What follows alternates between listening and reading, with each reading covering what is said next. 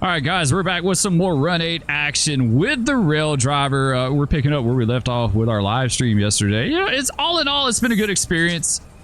You know, I mentioned a few times it felt like there's trash in the signal, and you can kind of see it right here, like on the reverser calibration, right? We're on the calibration screen. You can see it bumping around a little bit, right? And that's not me doing any, like, I'm literally not touching anything. It's kind of bumping back and forth with that. So, I mean, I guess we can try, like, recalibrating it. You see it's in there, and maybe that's just my PC. I don't know. That seems like that may have corrected it. I don't know if you guys have ever noticed that as well, but that's one thing. Like I said, I just kept feeling like there was more going on to it than what I was doing. But either way, we're back at we're at Brown Sand. We're on a Q215 that we were moving the other day. This is one with a Talleyrand cut on the head end. It's a pretty decent train, right? So 7,000 feet long. I think 6,000 some odd tons. Let's hop in. We'll take a look at it here. Let's go ahead and release parking brake. So we got 11 pounds of air up under it. Full independence, reverser centered. We can go ahead and put that in forward. There we go. So that worked. We do headlight and brights. Headlight is on brights. Train stats. Yes, train stats. Train length 7,286 feet. So 7,300 feet. HPT is 1.2. Not horrible, right? It's not the worst. 6778 tons. So a decent a decent train, right? At least a decent auto rack train. So let's engage auto. Let's get him going, and let's go to the DS menu and tone him up.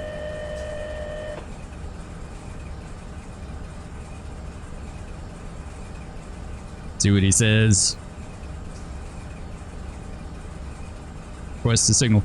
So I did do something different today. When we did the stream yesterday and I tried RailDriver, it's plugged into a side USB port. So it's not a hub, right? It's on the PC, but it's one off the front of the computer on the side of the case. This time today I put it on the back, so maybe that'll make a difference, maybe not. I don't know for sure, but we're going to try it out and see either way. So let's go ahead and come out on the throttle. Let's release the air. Come out on the independent a little bit here.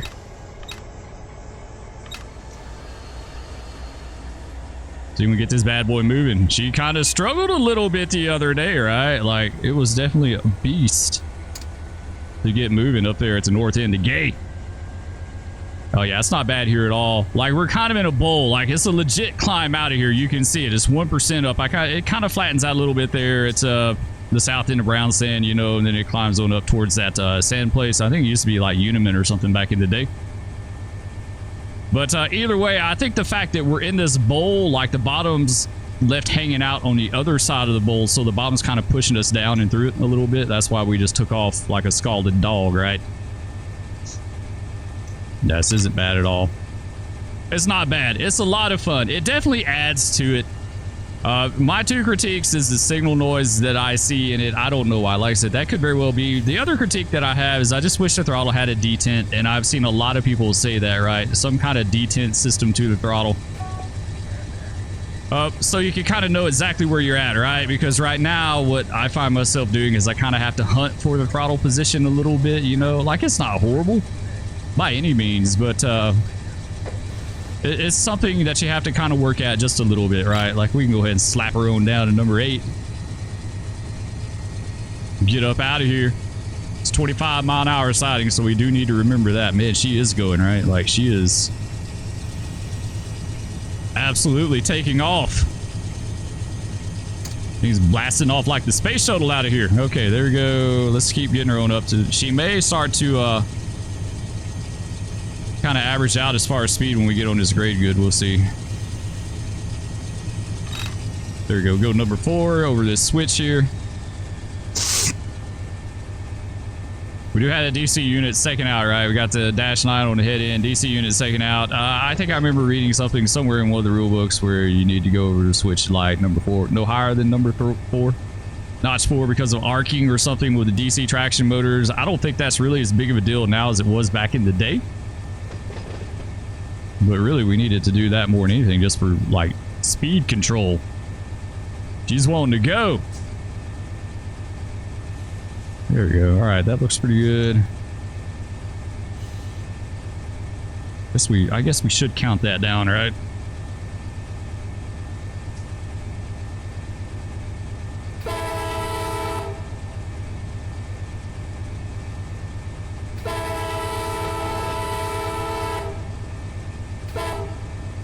Like, I moved the throttle down some and it didn't actuate at all, so obviously I didn't like move it quite far enough. There we go.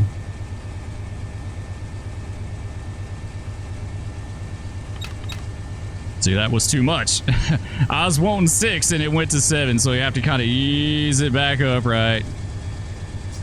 Maybe 7 will be okay. I guess we'll just hang out right here. Let's kill that bill.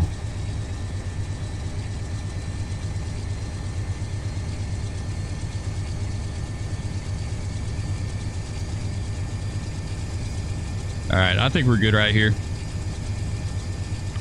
Go ahead and go to number 8.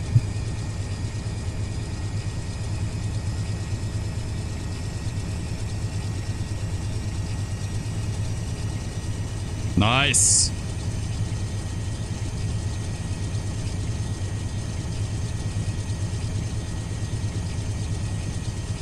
So far, so good. Like I said, it's been like, I'm not trying to knock it. I got it. Like, what I critique is just very minor, right? And it's nothing that I haven't heard from other people too, you know. But all in all, it's really cool. It's really cool, and I really appreciate the viewer that sent it to me. That was very kind of them. Like I said, I can't say that enough. So everyone keeps talking about Sim Hogger. Sim Hogger is like $1,000. It's like, it's way out of Spur's budget, right? Like, my biggest problem right now is literally, and I've said this 1,000 times, is room. Having the room on my desk, and like it's all janky right now on my desk. Like, I've got my keyboard kind of cat-a-corner off to the side. I got the RailDriver in front of me, so it's not ideal. I've been looking at keyboard, desk-mounted keyboard trays like you mount under your desk, you know. I've seen some really nice ones, so may do something like that. This desk is one that I actually built myself. I built it out of heavy lumber. It's a really nice, solid, sturdy desk, which is something that Mrs. Spur and I had wanted for a long, long time. Just a good, simple, solid desk. Nothing with a bunch of shelves on it or different, like, multi-level. Like, you see a lot of pre-made desks are multi-level, right? And those suck. I just want one big flat top that I can mount everything on. And that's what we got. So I made this thing out of heavy lumber. We sanded it down really super smooth. We got all jointed together really nicely. Finished it really nice. Like, it's a really nice desk. I'm actually very, very proud of it. It just needs, I'm going to mount something for the keyboard to go under. That way, when I have my wheel or I have the RailDriver out, I can still have access to my keyboard right in front of me. I think that would probably be, like, ideal, right?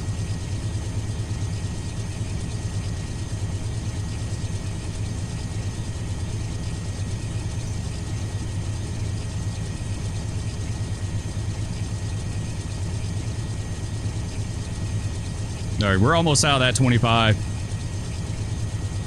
If we're not already. Yeah, actually we are. I started that a little bit late, so we're out of it. 60-mile-an-hour train, right? 60-mile-an-hour maximum authorized speed on the Fitz. We got a little stretch of 60 up here that we can do. 1.2 HPT. She's probably not going to see it. She may see it going down the fall line. South of Malk, right? Malk to Rupert is the biggest grade on line. Was about 7 miles of roughly 1% down. So, but we got like I think some 50s in there, maybe a 45 or a 40 in there somewhere too. So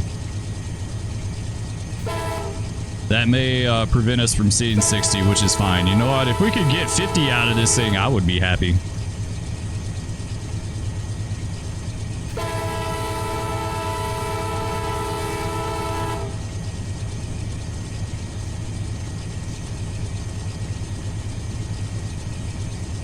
Yeah, anyway, the Sim Hogger seems really cool.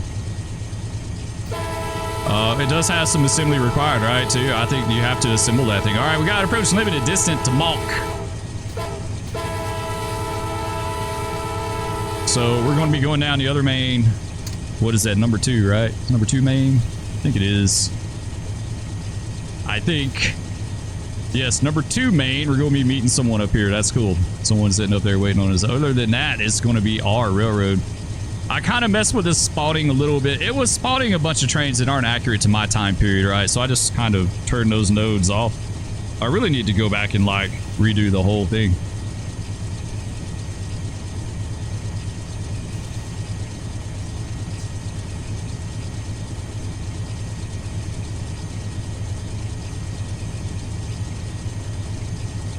So approach limited means 45 mile an hour. It is a 45 mile an hour switch, right? That switch is good for what it is signaled for. We may not see 45, so I mean we're barely seeing 40 right now. The grade you can see up through here. We've gone through here many times. It's one of my favorite stretches. It's a lot of up and down. This is just such an incredibly fun route to run.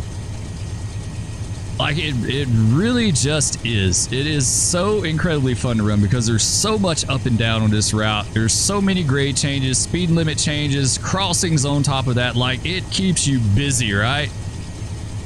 Like, very seldom will you see the alerter on this route. You can. Like, you can absolutely see the alerter from time to time. It's not, like, above that, but it's rare. It's really rare with the speed limit changes and the throttle changes and braking that you have to do, and like I said, and then the 50 bazillion horn, you know, crossings that you got to blow for, all the horn action.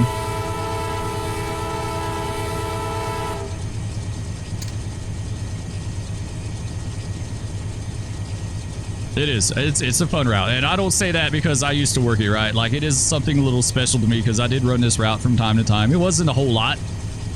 I didn't stand for it. 99% of the time, I didn't stand for the I-1 pool, but every once in a while, I went down here, and so, yeah, I mean, that's part of it too, right? It means something to me, but other than that, I just think it's a fun route to run. It's absolutely my favorite route to run in the game. It just keeps you the busiest, right?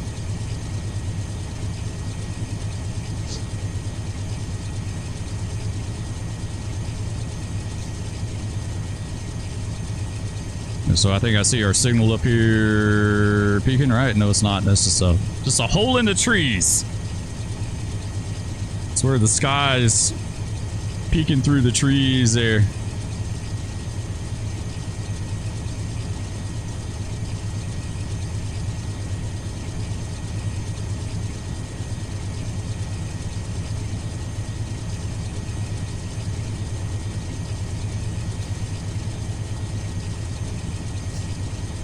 I think that's the road crossings up here. What is it? Georgia Highway 90. You see that route a few times up here.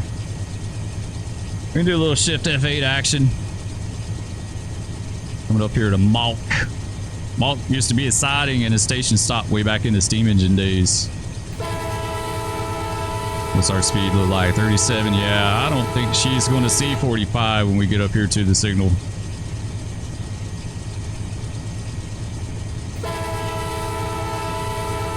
There's 55 on the diamond board there.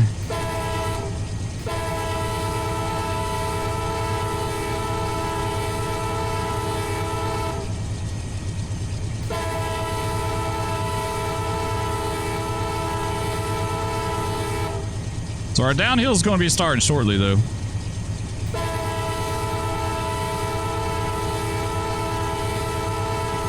There's our resumed speed. Won't matter though because we're going to be limited to 45 anyway, so nice. Feel the bell. Dude sitting up here waiting on us. This is one of those trains that isn't very accurate to me. I can't, who is this up here? This is what is that? 602. Yeah, I've never heard of a 602 up here. Like that 608 too. I don't know who those are. They're strangers.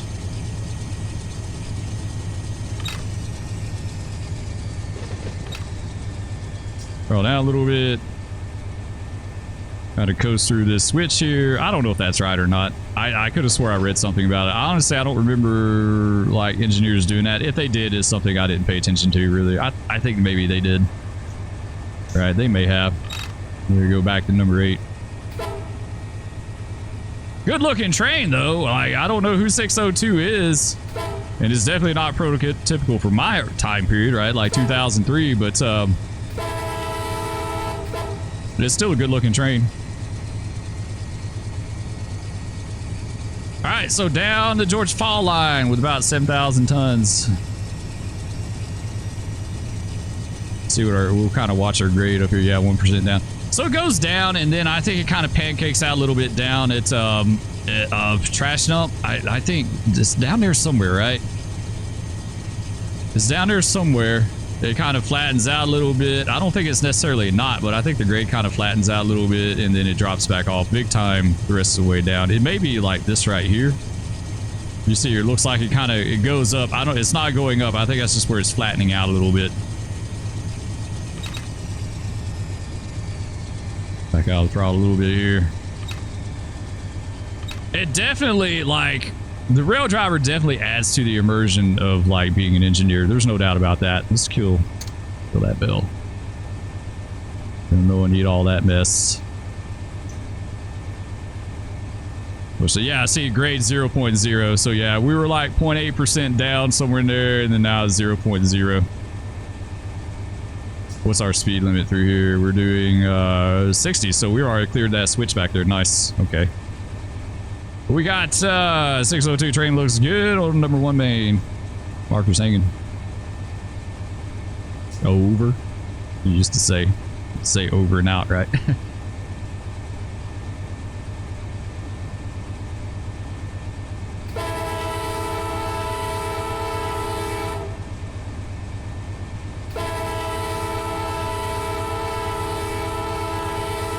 I kept thinking the speed limit drops up here somewhere.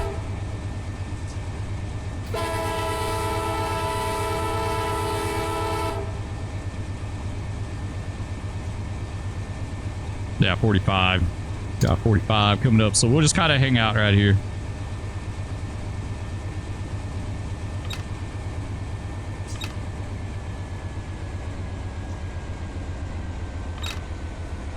Go to idle. We may grab a little air, kind of drag on her a little bit, and then go back into power maybe. We'll see how it plays out.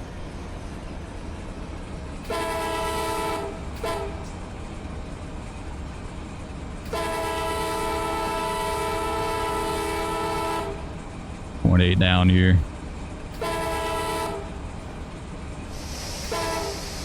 Let's go ahead and grab a little air.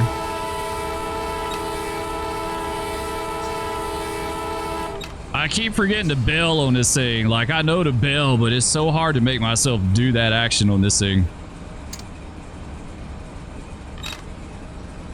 Open up for a little more here. I got a little bit more than I wanted to, and that's the thing about this, right? Like,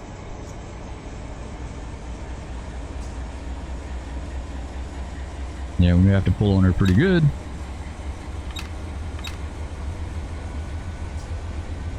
Of course, power braking nowadays is a no-no. We talked about that yesterday, right? Like, running high power settings with the brakes applied is a no-no. Back in the day, it was a common thing. It wasn't a big deal.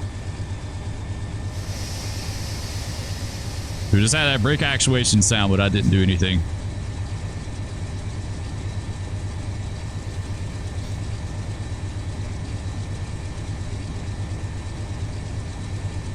Actually, I was kind of thinking about letting her slow up a little bit. I mean, she's maintaining speed pretty good with that. She may be okay. Oh, the coal train we'd have to ride, what, about 10 pounds down maybe, or 12, something like that. I think that's with really light dynamics. It's been a while. We need to run another coal train on this route. They're a blast. Right, they're a blast. You're either like crawling at a snail's pace, or you're hanging on by the seat of your pants, like flying down the tracks. One of the two.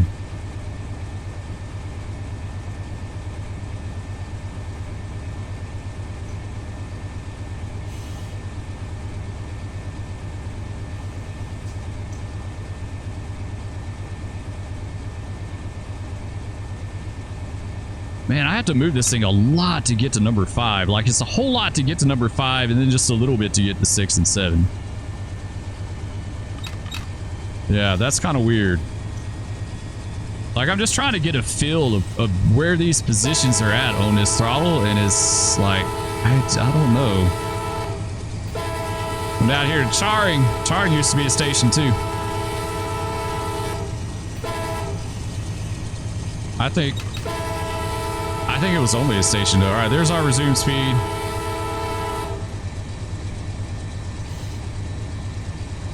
So we'll do that. Let's kill the bell.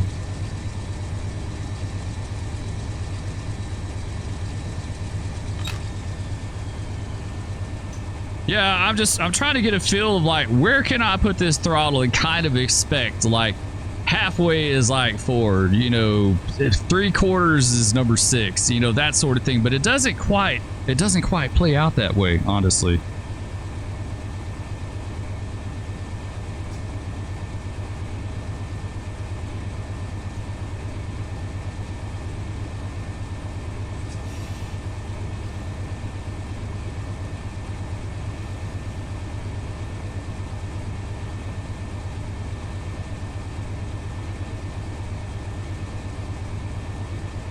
Get a little fast on us there, right? We're getting into the meat and potatoes of this this downhill right here. I'll take 2. 2's okay. I mean, I'll take upwards of 3, right?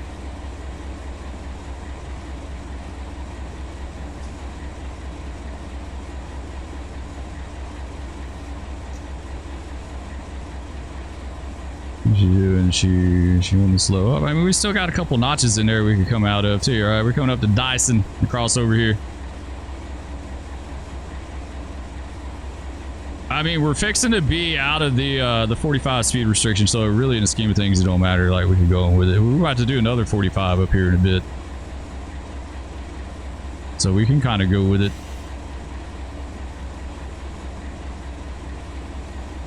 It's probably going to work out just about right. There we go. All right, there's our 60. Yeah, see, I just moved it a lot to get to 3, but a tiny bit to get to 4. So it's almost like the notch positions aren't 100% equal across the board, right? At least it seems that way to me. You guys let me know in the comments what do you think, like what your thoughts are as far as like how accurate it is. Let's just go ahead and wipe this thing to number 8.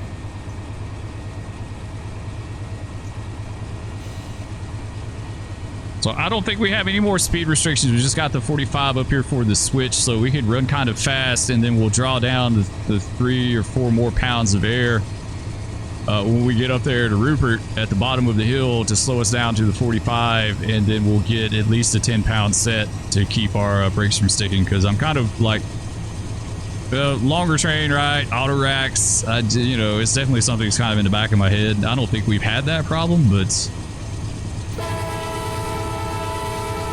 I don't want to create that problem if I can avoid it. Oh, we got a 45. I guess that, okay, yeah, that's right. That's right, that's right. That's our switch. That's going to be our switch up here that we got to take, so.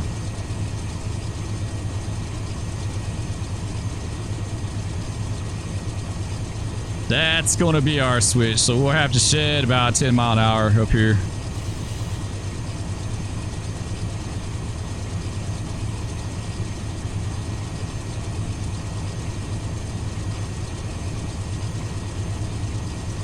Up to 55 though. Let's back out probably. Yeah, I just moved it a crap load and it just finally went to number 6. Like, see, I don't know. Let's go with this though. 45 and 1.7. Got approach limited distance to Rupert.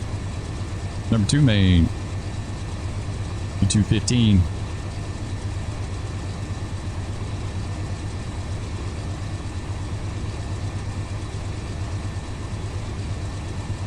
I think as we get closer to Rupert, the grade kind of bowls out a little bit. You know, it kind of starts to flatten out just a tad. Like, it doesn't completely flatten, but it starts to reduce. I guess that'd be the right word for it, right?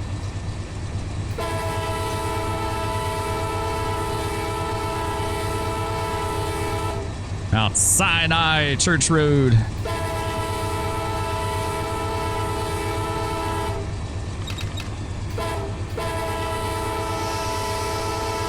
All right, get a little bit more air.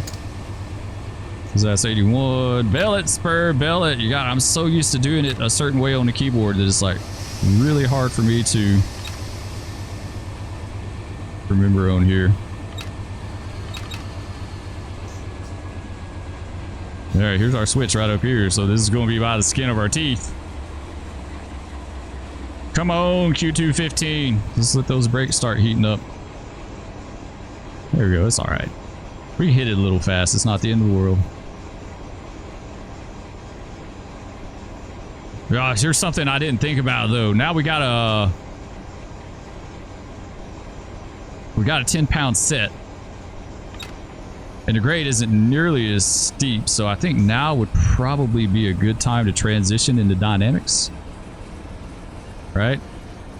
Let's let go of that. It's only 0.5%, so let's ride the dynamics, and then if we have to get another little light set to kind of control the speed, then we can, right? This is the first time we've done dynamics on a RailDriver, so we'll see how this works out, right? She seems to be okay.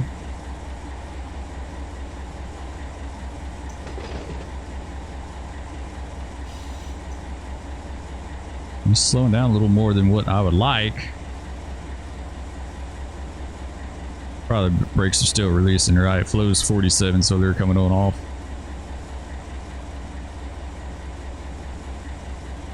There we go, now she's starting to increase a little bit. Doggone it, I didn't count that off. I'd make a horrible engineer, I'm telling you right now. I'd never count this stuff off.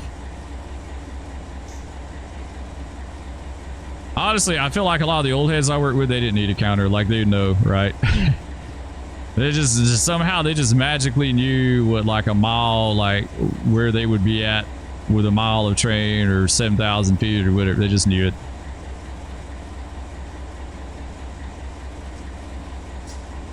You take, when you run territory for 20, 30 years, like you would have to know that stuff. All right, so we got another 45 here that's going to keep us. Instead of riding a light set, so basically it's still pretty much downhill. Like it kind of levels out a little bit, but it's predominantly downhill all the way to the Flint River at Montezuma or Oglethorpe.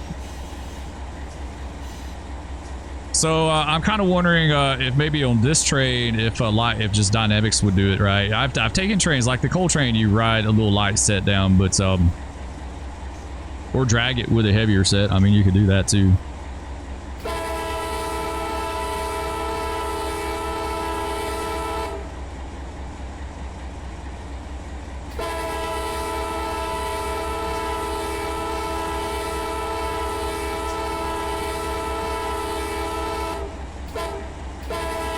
Oh, that's so fun. Going from Malk to Rupert is a blast, guys.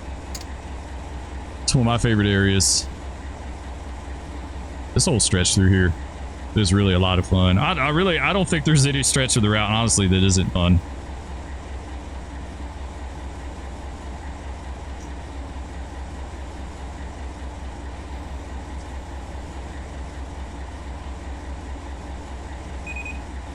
Right, there we go. That's our 45, but we're still in a 45, so it's a moot point. It don't matter.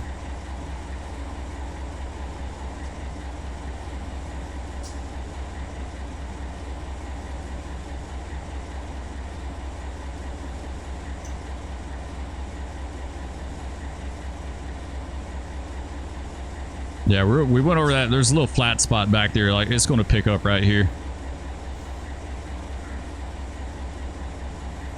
What's really cool is the distance signals to Malk and Rupert are the newer evaders, because that double track is new, right? It used to be a siding at Rupert. It's like an 8,000 foot siding at Rupert. It was gone before I worked. Like, they just had finished the double track not long. I think they'd done it maybe the previous year before I hired out. But there was a siding at Rupert. It is also like all these other signaled sidings here, or sidings, right? I think it was non-bonded and had searchlights going. I know for a fact it had searchlights going in, because one of the guys that worked for the railroad got them. No, I think one of the engineers did. But so they added the double track, right? Like, they went from Rupert and they extended up to the old siding at Malk, or the storage track over there, or whatever at Malk. I guess, no, they didn't actually tie into it, so they just extended up to Malk. But Either way, it required him to put new signals in, right?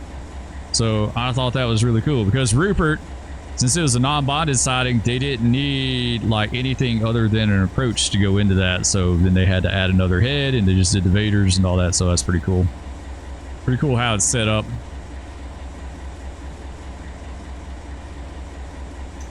Either way, it's open railroad for us. I don't think we have anything else. Anything else to worry about for a while, right? I'd probably at all. You know, I don't know if we'll take this thing all the way to Waycross or not, honestly.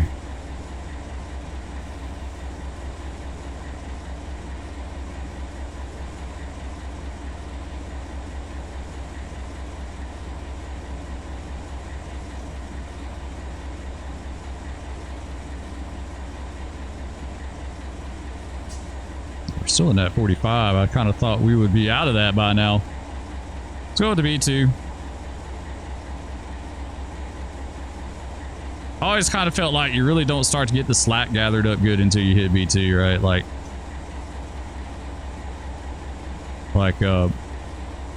B1, you know, B2 and below is just kind of messing with it a little bit, but not a lot. You see, that's still not really slowing us up much.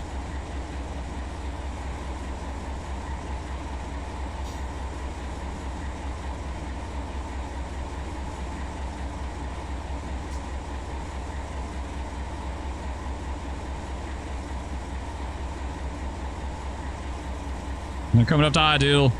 Ideal, it does flatten out. It absolutely does. Ideal is probably the one stretch between Rupert, really between Malk and in the river, the Flint River, right, where it really does kind of flatten out. And then there's that little knot on the south end as well, too. So you have to kind of pull through there. By Southland here. I see some videos posted from Southland on YouTube. Someone... I think they got quite a few videos from back in the day.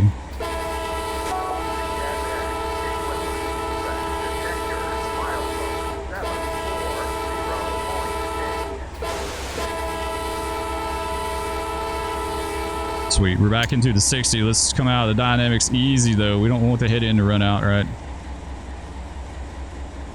I've never really run into that. I don't think I've ever gotten a knuckle from the head end running out on it, but it could be a thing, right? I mean, that could totally happen. I don't think the sim... Like, I think the sim looks at, like, broke knuckles as just hitting a force that exceeds the ability of the knuckle and it breaks, right? But in reality, some knuckles are stronger than others, right? Like, a lot of them can fracture over time. I mean, sometimes it's an instantaneous thing, right? Like, you do something so bad that it just breaks it, right? But a lot of it, I think, at least in my mind, a lot of it is like an overtime thing where the knuckles are just stressed, right? They stress, they get fractures, like they're pulled on, they're yanked on, they're, you know, slack runs in, slack runs out, whatever, and they take a beating, right? And over time, they start to get a crack. They get metal fatigue, and then they fail. You know, then one time you may hit a force that's too much for that crack. If for a good coupler, it may not be anywhere near the force that you need to exceed that. But for a coupler with a crack in it, it may not take nearly as much, right? And I don't think the sim replicates that. It would be nice if it did. So in other words, like every knuckle in your train would have a percentage to it, right? A failure percentage. So you say brand new knuckles would be 100% resistant to failure, right? As a brand spanking new knuckle has no defects in it, no fatigue, no cracks, no nothing, right? This is brand spanking new. Good knuckle. Another one, an older one may have a 90% resistance to failure. So it's not quite as strong as no defects, the new knuckle, right? I think that would be a cool feature to add. That way there's a little variation, right? Like you may have a train with a weak knuckle in it. It's got a good crack in it, and you pop a knuckle really easy. You know, like you're like, dang, I was running this thing good and I still got a knuckle. You know, like that was just a little. That's where I think like running the slack out of your head in would find those weaker knuckles back there, right? As opposed to it just being like it's got to be max force to break this thing because it's a 100% good knuckle. It doesn't have any chance of failure unless you hit that number, right? So I think that would be a super cool feature to add. I think it would. That to have that variation in the condition of your knuckles. I don't think it doesn't have that. I don't think, or I mean, I don't think it has that.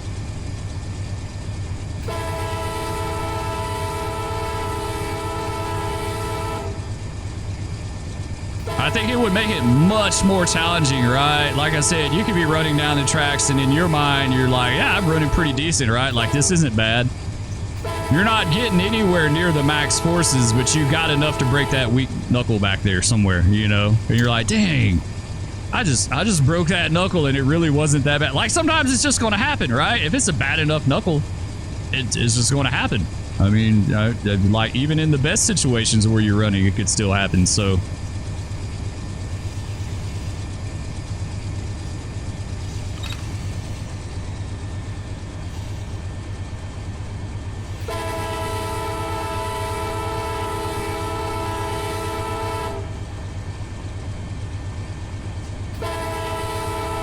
I was wanting to go one notch down to 6, and I couldn't get to 6. There we go. Now it's in 6. I just really had to kind of fiddle with it a little bit to get it there. We're doing by ideal here. It's an ideal location for a station stop. They did have a station here. Really nice, or pretty station there back in the day. It's been gone for ages, but we got the 40 at 2.5, so I think it's just past the south end, right? Just a little bit on the other side of the south end, where that knot basically starts at. We'll just kind of cruise on down there, not too crazy. We'll probably see about actually ending this up here in just a minute. I think that would be a pretty good spot to do it right here at Ideal. It's the ideal location for an ending, guys. I think so. Like even before we get to that knot, this is a good spot to start this thing. If we decide to take it further south, if you guys want to see this thing go further south with the RailDriver, leave a comment down below and let me know what you think. Give me your thoughts on everything what we talked about. Signal noise from the RailDriver. It does seem to do a little better plugged into the back of the computer. At least maybe it's just my mind playing tricks on me, but it seems like it's a little better. Anyway, love all you guys. Thanks so much for watching. Be sure to hit that like and subscribe down below, and we will catch you next time. Peace. No, big cat, no. Stop. Oh, no.